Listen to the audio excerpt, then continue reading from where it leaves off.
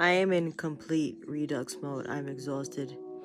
Um, I've been completely revamping old chapters, old locations, cause I've gotten better at collecting references, and unfortunately, because I am a one-woman team, I'm using AI to get all my references together and all the things that I want for at least the backgrounds, because I'm so bad at them. So to help me fix them, so I'm much more satisfied with what's coming out now. So unfortunately, because of that, I'm doing like everything, like all the little things that I did not like about a bunch of the backgrounds. Now I'm just completely redoing them. Even chapter 36 for the introduction of Nami, which when I first drew it, I was very satisfied with it. But then when I saw all the changes that I made to Neptune Academy and the dome and all that, I was so in love with those things. I was like, I can do this for everything. So now I'm doing it for everything. That's why there was no chapter 38, even though I already know what chapter 38 is supposed to be. So I'm going a little bit insane. I feel like the end result will make me very happy. I also think that I should introduce myself during this time, because I don't think I've ever really talked about what it is that I'm doing. So my name is Karina. I have been working on this I can't even say a comic, because I also want to preface this too. I can't really draw. I'm a fraud. I did not go to school to draw or anything. I actually went to school because I'm a millennial and my parents thought, degree equates good job. I haven't had good jobs like at all. Technically, if we're gonna be like very real, I am at rock bottom. And this has been a passion project of mine for the last 13-ish years. It started off in college. I had a dream about fish people and humans living at the bottom of the ocean, and I decided to write that as a college essay to Antioch.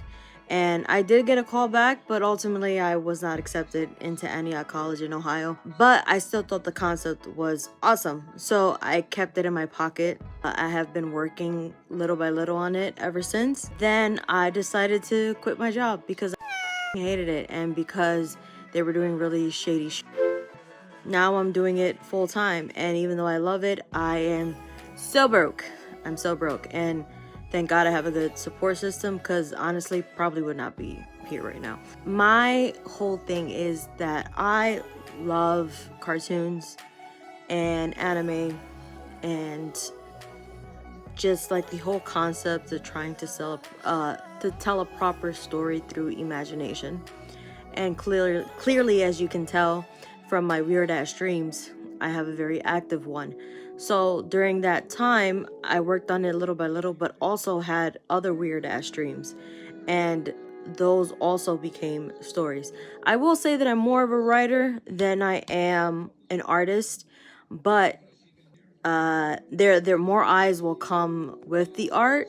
Like I said, I'm not a professional by all means. I do get a lot of help through other resources, through references, through AI, especially because, like I said, I am a one-woman team. I have no money to pay people, and it's so sweet. I got like 2 messages from 2 letterers on Reddit. I turned them down because I don't have any money or any prospects to pay for people. Also, where I'm at right now with the story, some days it's solidified, some days it's not, so I don't want to involve another person until I get a good flow going. Especially, clearly, as you can see now, I'm completely redoing like all the backgrounds and everything. I am very good at character design, not so much on the background. Also during this time, I've been applying for jobs, I've been putting out my portfolio out there, and I've just been getting either a slew of rejections or getting ghosted. So I figured, why not just put everything by myself? So yes, I am a one-woman team. But ultimately, my goal is to have this comic into a show. And the thing is, that was my initial idea. I had no plan to draw it all myself. I had no plan to do all of these things. I think in the beginning, I wanted to pitch it to just sell it off. But at this point, it's become so special that I can't even fathom selling it to somebody else to do it other than myself. So that's definitely not gonna happen. Switch Seabed has evolved to a Steven Universe-esque type thing. I love Steven Universe. I love Star versus the Forces of Evil. I hate that name. The Owl House, like shows like that, I love them. Technically, in a way, this is like my homage, but also help through my own healing journey, especially phase 2. This comic is been separated into phases. This one that we're drawing out right now is the kids when they're 12 and 13, and Iris is 11, where I just kind of like do the world building and explain the lore of what's going on, how humans got there. That's another thing, I completely have to redo chapter 1 so people get a better understanding of what's going on. I literally just did the anatomy, was it the anatomical mannequin for the new humans that have been, I guess, created off of this genocide. And I think I'm going to have to introduce it, of course, in an earlier chapter. I need to work that in because all of this, again, has been done through my Redux thing.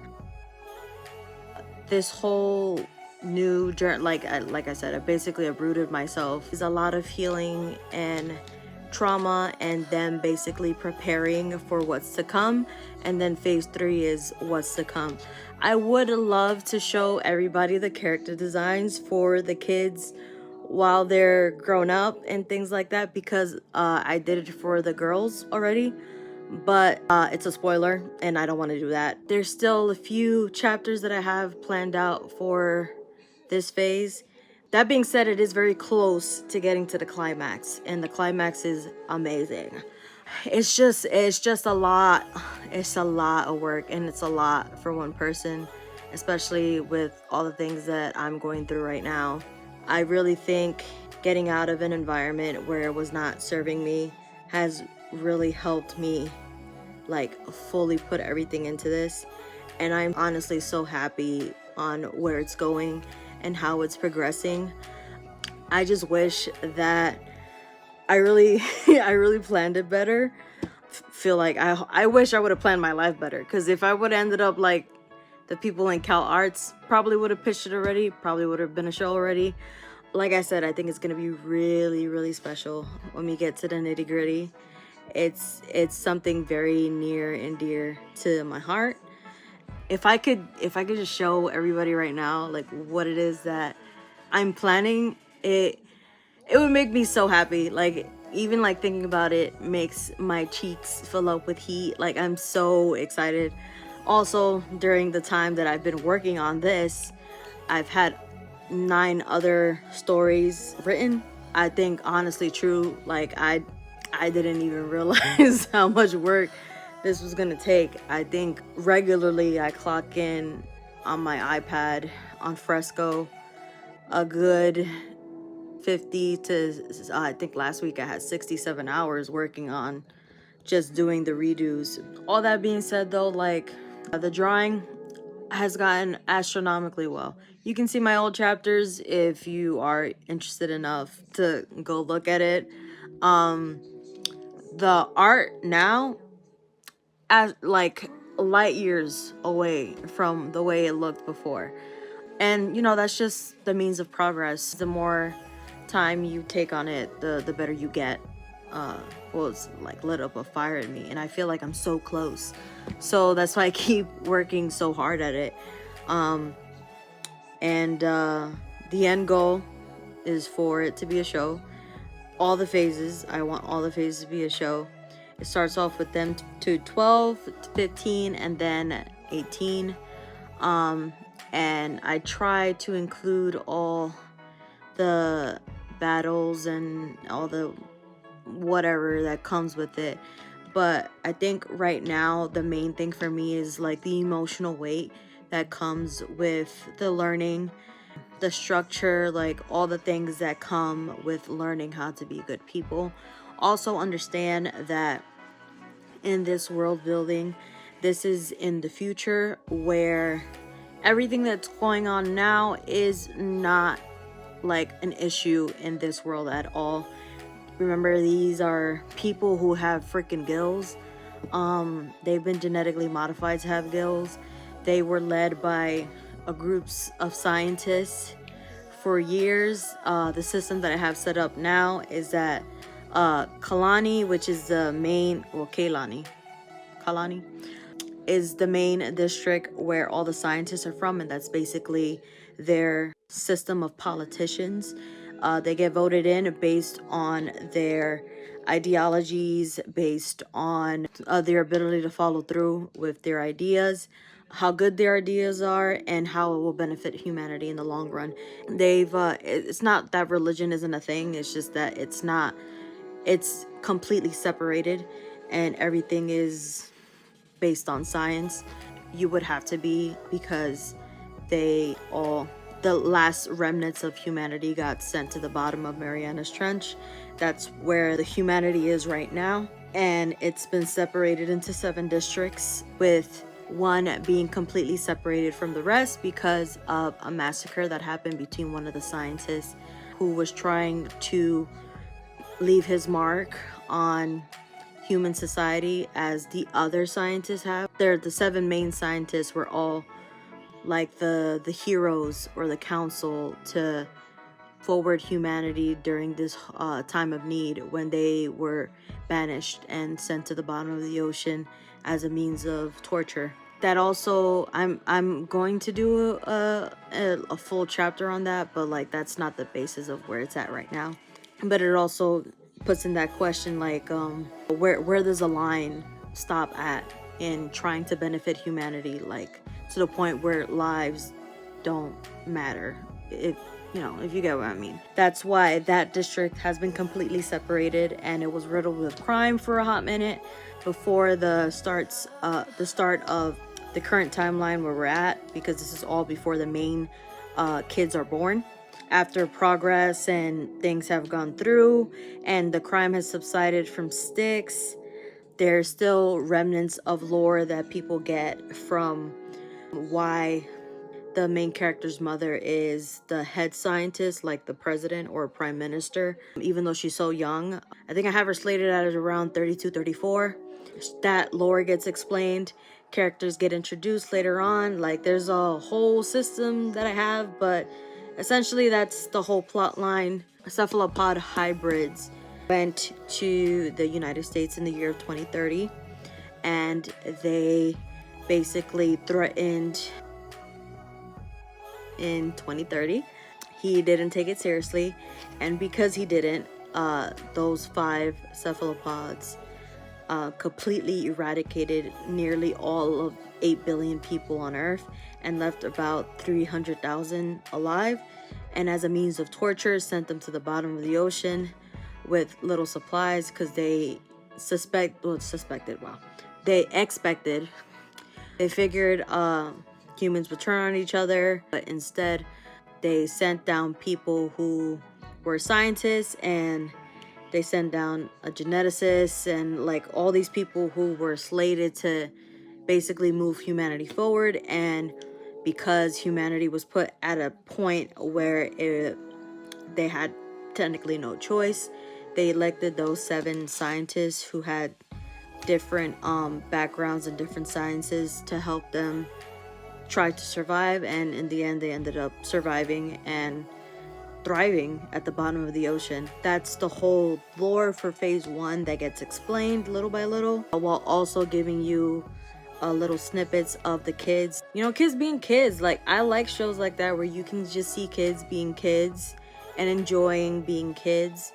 I've created an environment where it's possible for kids to just enjoy being kids and not really have to deal with outside humanity, like I mean, oh, well, I guess that makes it like racism isn't really a thing. The money system is completely gone. It's based off of essentially a meritocracy. There's no hunger issues or anything like that. Currency or whatever, I guess, would be, since it's a meritocracy, would just be influence. Like the more influence you have, clearly, the more weight you hold in society, and that's essentially what people want. So that's what people strive for. Like, I feel like if we all just learn to, like, we would be better at trying to, like, be good people. But also, like, I see the world through rose-colored glasses, which is essentially why I ended up getting hurt a lot during my Saturn return. And that's why it kind of helped me do all of this. Yeah, I mean, the main purpose of this video was to try to explain a little bit and to introduce myself a little, because I haven't done that. I'm not that great at talking. I'm not that great at talking, like, just to yap. I'm not a yapper. I'm just not. Everything I do is with a purpose. If I go out to shop, it's just to get what I need to get, and then I go home. Everything I do is very direct, so just talking just to talk is, like, foreign to me. Anyway, head over to my website. If you want to donate to the dream, my donation page is there. I put up a coffee page too, and full chapters are on my website. Everything is on there. I even put up a portfolio for people to see if people want to collaborate or something like that. As far as me collaborating with other people on Switch Seabed, I don't really have plans to do that, especially right now. It's a little sloppy.